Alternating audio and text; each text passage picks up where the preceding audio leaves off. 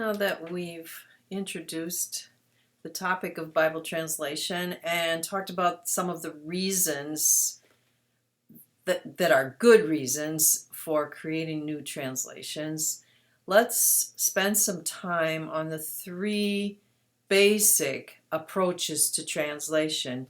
There are, of course, translations that fall in between these three categories, and in a few cases there's even argument about which category a translation comes under. But pretty much this is sort of the basics of it. So we'll start with the formal or literal translation theory. Here the translator tries to find English words that correspond to each word in the original language. And the most important thing that the translator is working on is the wording, staying as close as possible to the wording. So the translator is going to use nouns for nouns, verbs for verbs if possible, is going to maintain idiomatic expressions that we don't necessarily use in English anymore, but were used in the ancient culture and the ancient language, and is going to try very hard to preserve the word order and the sentence structure. Now, of course, you cannot be absolutely literal. Literal translations, first of all, are not very readable. Even the successful ones are awkward.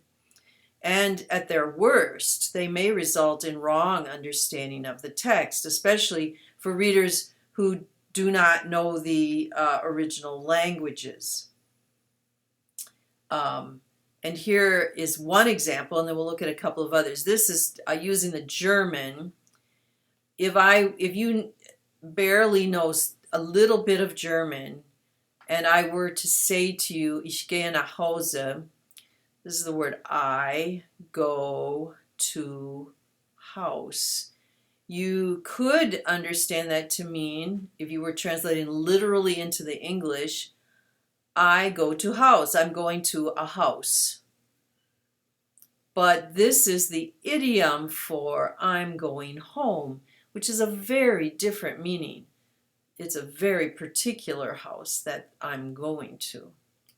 Similarly, we have in 1 Corinthians 7:1, Paul saying, now for the matters you wrote about, it is good for a man not to touch a woman.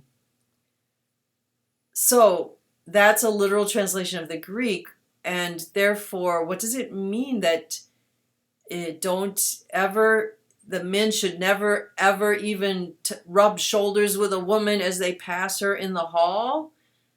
Never touch hands to give a handshake, for example? What does this mean? And we will come back to this towards the end of today's video.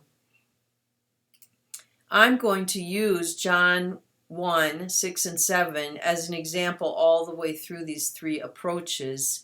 What I've done first is to translate very awkwardly and exactly from the Greek. So this is what a literal translation, staying as close to the Greek as possible, would sound like.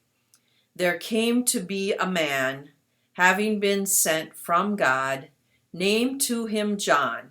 This one came for a witness, in order that he might witness about the light, in order that all might believe through him. Well, that's probably, as you're sitting here and hearing that for the first time, you're having a little bit of trouble understanding what that sentence is about.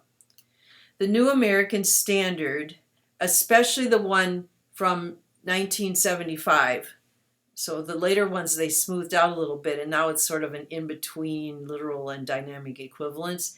But the 1975 NASB is a very good literal translation based mostly on the Alexandrian text, although there is also some Byzantine readings that they have kept in there, which is a little strange. If you wanted an excellent translation of the Byzantine text, you would use the King James. But the NASB is a pretty good example here of what a literal translation ought to do.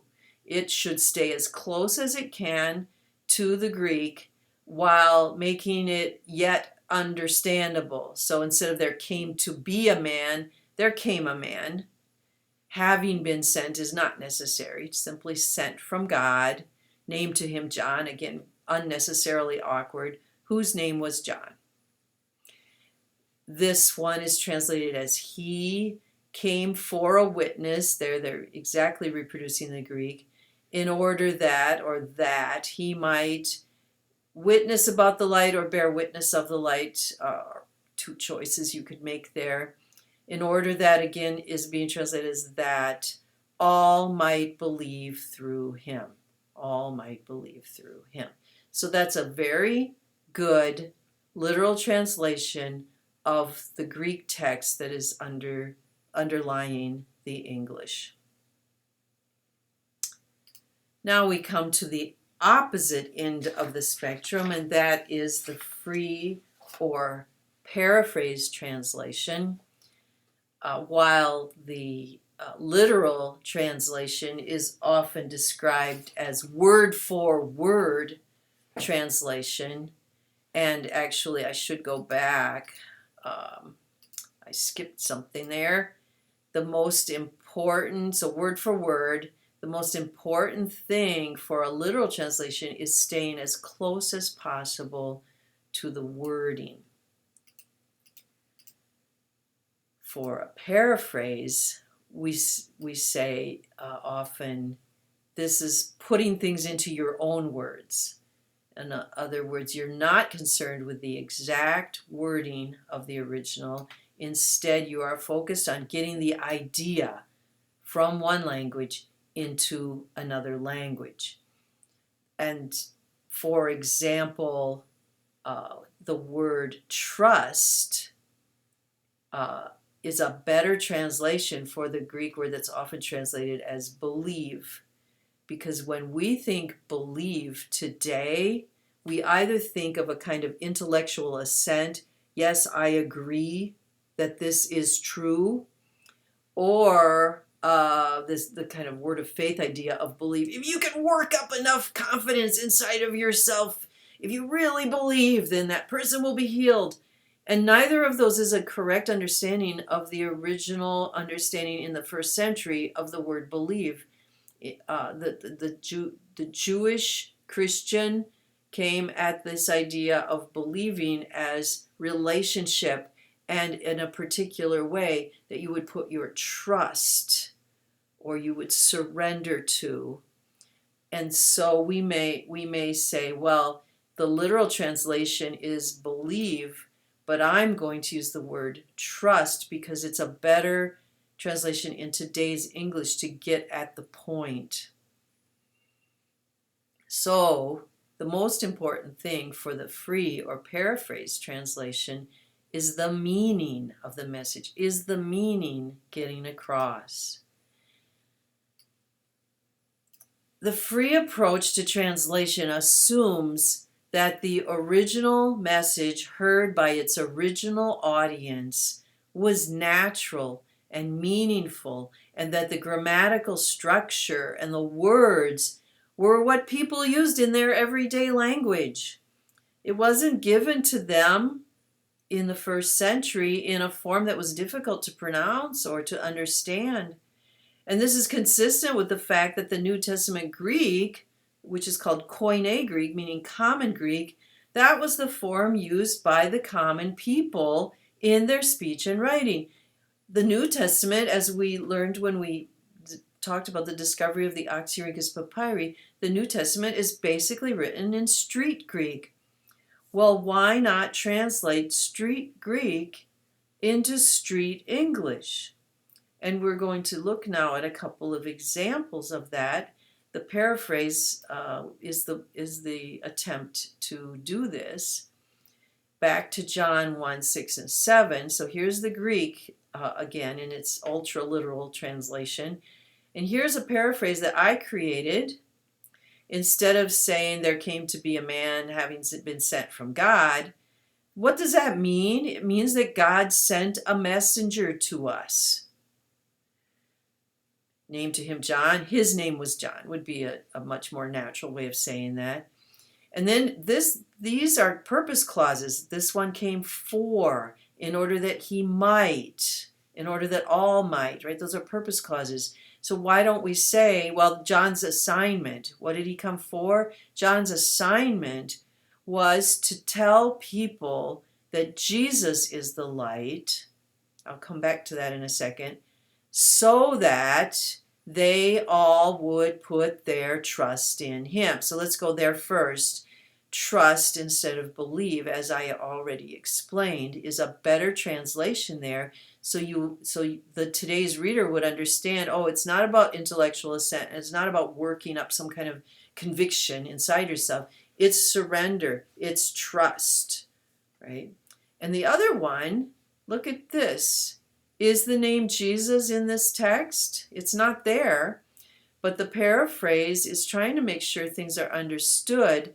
Here it says that he might witness about the light. That's a little hard to know what's going on there. So the paraphrase here has decided to say that John's assignment was to tell people that Jesus is the light. And that is what it means. So we're getting the meaning across as opposed to the exact wording. Now, the Message Bible, which I really love in some places, is going to come off kind of bad today because most of the places where I'm giving the translation of the Message, it hasn't done a good job. And here's one of them. The Message Bible in this verse says, there once was a man, his name John, even somewhat awkward, right? Sent by God to point out the way to the life light. That's just unnecessarily obscure. And he, meaning John, although it's not clear whether he is the life light or John came to show everyone where to look and who to believe in. I just think this could have been done better. Now, another problem with paraphrases is that they often, depending on how they're done, have built-in obsolescence. You speak to people who were in their 20s in the 1970s, and they will talk about the very popular Living Bible, which was a paraphrase at that time. Why does no one use it anymore? It isn't like it's completely out of touch with the world, but it's just the English isn't the same as we use today, even though it is a very good paraphrase. Now we have the New Living Bible, but it is not a paraphrase. It's a dynamic equivalence translation. We'll come back to that. But built-in obsolescence means normally that it's effective only for 1 or 2 generations. Got to bring my cursor back up. There we go. Only for 1 or 2 generations, but it can also be limited to a certain geographic area. And I'm going to read to you from 2 really pretty wonderful, and maybe I'll bring the full picture up here again, pretty wonderful paraphrases. The first one is the Cotton Patch version. You can also see plays done by the Cotton Patch people. Now, one thing you're going to recognize pretty quickly is that translations that are paraphrases are normally done by only one person. So the Cotton Patch Bible is done by Clarence Jordan, the Message Bible by Eugene Peterson. Can't think of the guy who wrote the Living Bible right now. It's almost on my tip of my tongue, but we don't worry about that. So I'm reading from Matthew 16, verse 21 in the Cotton Patch Bible. This Bible was made for the rural southern United States, so it has a limited geographical area. So I have to put on my southern accent, which isn't perfect, but it'll do for today. Verse 21 and following. From then on, leader Jesus began to make clear to his students, disciples, right, that he had to go to Atlanta. That's Jerusalem, Atlanta. And to go through terrible things at the hands of the leading church people, to be killed, and 3 days later to be raised. But Rock collared him. Who's Rock? That's Peter, right? And began to take him to task. Not on your life, sir, he said. Be dad blamed if this'll ever happen to you. Jesus whirled on Rock and said, Get away from here, you devil. You are gumming up the works for me because you're not following God's ideas, but human reasoning. Then Jesus said to his students, If a man wants to walk my way, he must abandon self, accept his lynching, and share my life. It might have sounded funny to you, and you were giggling about it because you're not from the South, but when Clarence Jordan used lynching instead of crucifixion, maybe that drove home to you the horror of the cross better than crucifixion would have. The other one I have to share with you is called Rapping with Jesus. Now, in our culture today, this is from, I think, the 1970s, it would appear to be about rap music, but it's not. Back then, rapping meant talking with Jesus. The good news, according to the four brothers, again by one person, P.K. McCary, who instead of calling himself a translator, calls himself an interpreter. This is meant to be sort of African American. I'm going to just use my Southern accent because that's all I can do. After he said this, he told them all that they shouldn't go around telling folks he was Jesus Christ. He also told them that this was the beginning of the end, 'cause folks planned on jacking him up real soon. Jesus let them know that the so-called head honchos were planning on wasting him, but not to worry. Peter, though, was having none of that. He yelled. We ain't letting that happen. Nobody's touching a hair on your head. Get away from me, you devil. You ain't thinking with a spiritual head. You letting that head on your shoulder think for you instead of your heart. Look, I ain't said it was going to be easy, but any brother who wants to follow me is going to have to suffer too. And if you lose your life here on earth, you'll live forever in eternity with me. So, they're wonderful, they're beautiful, but are they the heart language of people today? Maybe a certain group, they still are. But there is, they lose their effectiveness over time. Let's move on. So two of the problems with the paraphrase is built-in obsolescence, which could be about the generations or about the geographic area. But there's another problem, and that is the translator's bias. Remember, I said this is translated by one person. Well, if it's translated by one person, that means that there's no check and balance. Most of the literal and dynamic equivalence Bibles are translated by committees who take pieces of scripture home with them and work on translating and then come back together in committee and duke it out and argue about which is the best way to translate this according to the theory that they're following. That's not the case with single translators. J.B. Phillips did a translation back in the mid of the 1900s. And the potential danger here with a single person is that you'll sometimes find the translator putting his or her own ideas into the text and biasing the resultant meaning. In Luke 13:11, it says that there was a woman having a spirit of sickness. That's the literal Greek. A woman having a spirit of sickness. But Phillips says in his translation, in the congregation was a woman who for 18 years had been ill from some psychological cause. Phillips was clearly adding something to the meaning intended by the author. No matter what we think about healing today, the author meant that she had an evil spirit, right?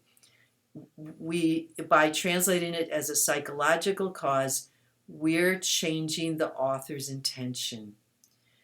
So even if you think there was a psychological cause to her illness, it isn't what the author wanted to say. What has he done? You should remember this word. He has demythologized the scripture here. You still have to deal with the fact that Jesus healed her, but I suppose maybe if she was ill from a psychological cause, I suppose then Jesus giving her attention and loving on her might have healed her, right? So it's not a miracle, it's just good human kindness.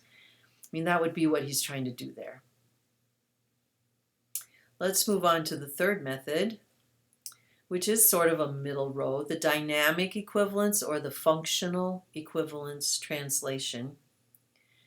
This translation will stay as true as possible to the original language, so it sort of starts out as literal, but then wherever the modern reader might misunderstand the text, it will make the translation. So it will take unfamiliar ideas such as time of day, value of money, distance. Time of day, for example, when it says it was the third hour, we don't know when that was, right? Or value of money, how much is 10 minas?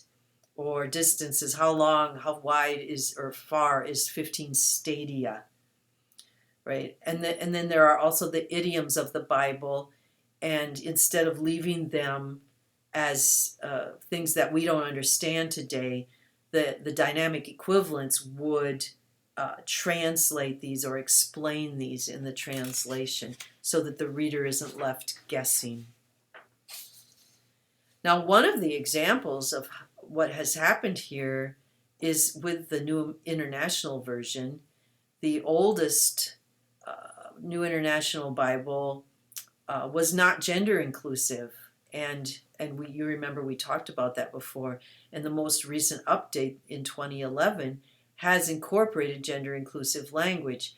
You're also going to see the difference between the old and the new NIVs when I work through some translation decisions. Another quite good dynamic equivalence is the New Living Bible, which I've mentioned, and also the NET, often just called the Net Bible, New English Translation. It's fairly literal. It would be on the literal side of the NIV, but they do smooth things out some. And what makes this translation really valuable to own is that it includes the translator's notes. So you can see the choices that the translator had and the decisions that they made. You can know the more literal meaning and the reasons for the choice of wording in the translation. So the NET Bible is a good one to have, at least as a reference. All right, well, let's come back to the Greek here then for the dynamic equivalence. Here's what the Greek was, the awkwardness of that. And the old NIV translated this then as, there came a man who was sent from God, sticking pretty close, right? His name was John. He came as a witness to testify concerning that light, so that through him all men might believe. Isn't that interesting? Because the word men isn't even necessary from the Greek. But they put that in there. And so when they came out with the 2011 translation, that was the biggest change they made. There was a man sent from God, was instead of came, whose name was John. He came as a witness to testify concerning that light, so that through him all might believe. Actually getting closer to the literal translation there. So that's an example both of the NIV changing over time and of a dynamic equivalence staying pretty literal, but making a few changes where it helps to smooth out the text. So let's look at a few translation decisions that had to be made. You might want to look this up quick, turn off the video and look it up, and then come back. All right, here we have a phrase which in the King James is the literal translation, children of the bridegroom. That's what it says in the Greek, children of the bridegroom. What would a modern person even think that is? Maybe the children that will be born from the marriage? What? Um, the Living Bible has it not too bad. It has friends of the bridegroom, and we'll come back to that. The old NIV, the ESV, and the Net Bible do a very poor paraphrase here. Your dynamic equivalence really shouldn't paraphrase where it's not necessary, but they do here. Now, this, of course, is not understandable, but rather than doing this, they could have done this, right? So they say wedding guests. But the 2011 NIV goes back to a much better translation, the guests of the bridegroom. And truly, what the children of the bride chamber is meant to be are the friends or the guests of the groom. They are not just generic wedding guests. They are the friends of the groom who are his attendants and help him in the preparation for the wedding. So, then we come to the Message Bible, which completely does away with the phrase, sadly. Let's look at another one. John 17:12. The King James and the NASB, because they are literal translations, do a good job by translating son of perdition. But we don't know what that means. This is what they call Judas. And as an educated American, I could tell you it sounds like something bad. And we've had that movie, The Road to Perdition, which is already also a little old. Well, the old NIV tried to translate it as child of hell, and the Living Bible made it son of hell. And the ESV had son of destruction. They're all trying to describe this as something bad, but none of these really work. They don't help us. What is a son of hell? How is that easier to understand than a son of perdition? And then we come to the Net Bible and the 2011 NIV. You can notice it's really been improved on here. The one doomed to destruction. That really is the best description of Judas and what's happening to him, right? In his betrayal of Jesus. He's the one doomed to destruction. That's why he's a son of destruction. But of course, doomed to is much easier to understand. The Message Bible has the one bent on destruction. Notice the interpretation that's going on here. Bent on means Judas is destroying, but doomed to means he's doomed. It's going to happen to him. Very significant difference there. And this is what the Greek says. So the Message Bible has made a mistake there. One more. Let's come back to that strange statement in 1 Corinthians 7:1. The literal translations, as they should, have, it is good for a man not to touch a woman. The old NIV and the Living Bible here interpret, so they paraphrase, and they try to explain the idiom as not to marry. The problem is that that's not what is meant in this particular instance. If you read the whole paragraph where Paul goes on to say, no, this is not right. He's probably quoting their slogan. He starts off the verse by saying, now concerning the matters you wrote about, quote, it is good for a man not to touch a woman. He's probably quoting them. That's their slogan. And he goes on to say, no, let every husband have his wife and every wife have her husband. The husband doesn't belong to his body doesn't belong to him, but to his wife, and the wife's body doesn't belong to her, but to her husband. Notice, by the way, he's equalizing the genders here, that they both have equal power. And of course, he's talking about marriage. He's talking about two people who are married to each other. So almost certainly what they have been arguing for with not to touch a woman is for celibate marriage. That's what this is about. They are arguing because they have a Gnostic background, or a proto-Gnostic understanding of the body, which means they think the body is evil and therefore they should not allow the body any pleasure, that they're arguing to have a celibate marriage and deprive each other of sexual relations within marriage. So he's debunking their statement. Therefore, the NIV, NET, and ESV now have, it is good for a man not to have sexual relations.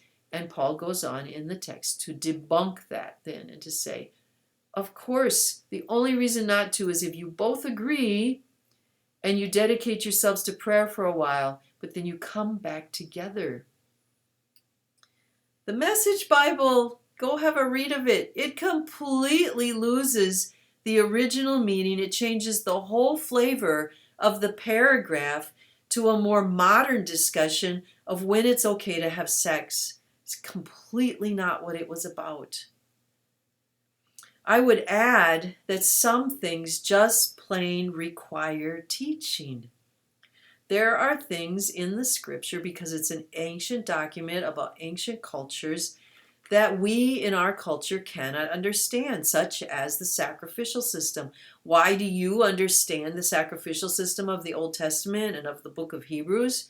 Because someone has explained it to you. So we translate literally there, and our pastors explain it to us in sermons and textbooks and teachings, and maybe a footnote here and there will help as well. But it's not something that our translation can fix. We just need to translate it and then explain it. All right. Well, what is our conclusion here? What is a good translation? A good translation is one that where the intended meaning of the original author is clearly communicated.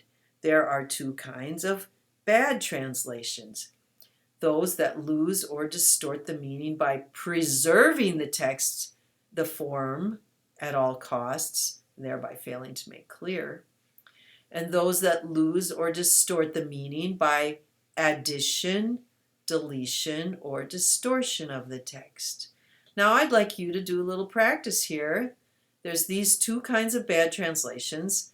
Before you look at the last slide, and I want you to turn it off in a second, think to yourself, which failure is the literal translation more likely to make? Which failure is the dynamic equivalence most likely to make? And which failure is the paraphrase most likely to make? So turn it off, write it down, and then turn it back on again, and you'll see what I will tell you. What did you write? Well, this is what you should have written. Literal translations are, of course, by preserving the form at all costs, most likely to lose the meaning and fail to make clear. Paraphrases are most likely to lose the meaning by adding text, deleting text, or distorting the text. We had great examples of that in the Message Bible in this lecture. What about the dynamic equivalence? It might make either mistake because it has some parts that are literal and some parts that are paraphrased. And the question is whether it's making good decisions at each of those points. Well, let me end by talking to you about what Bible you should get. Which Bibles should you have on your shelf and should you be reading in your devotions? Which Bibles should you have to refer to? I suggest that you get at least one of each category of translation. Until I got to the point where I could usually preach from the Greek, I always used the NIV because it is understandable when you read it out loud. The NASB, or at least the old one, is not. It leaves people behind, as does the King James. And the NIV is an accurate presentation of the original meaning and gives you help in places where you need it. But for my Bible study and when I'm reading Greek and need to glance at an English translation to help me out, I swear by the old NASB, the one from 1975. And I make all my Greek students buy the NASB to help them learn Greek. But whenever you use a dynamic equivalence or a paraphrase Bible when you're teaching and preaching, be sure you're checking it against a literal translation first. The NASB is my suggestion because the King James is built on a different Greek text. And paraphrase, what about that? Well, Reading a good paraphrase can open your mind to the meaning of the text by presenting it in a different way than you've become used to. Reading a good paraphrase is like listening to a good sermon. And that might help you to get that text deep inside of you instead of just study it. So all three are good.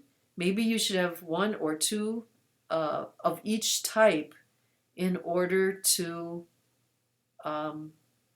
do the best job you possibly can in understanding the text. Well, we move into interpretation next and into the actual practice of exegesis. So that's going to be quite challenging. We've got some hard things to learn, and I hope you stick with it.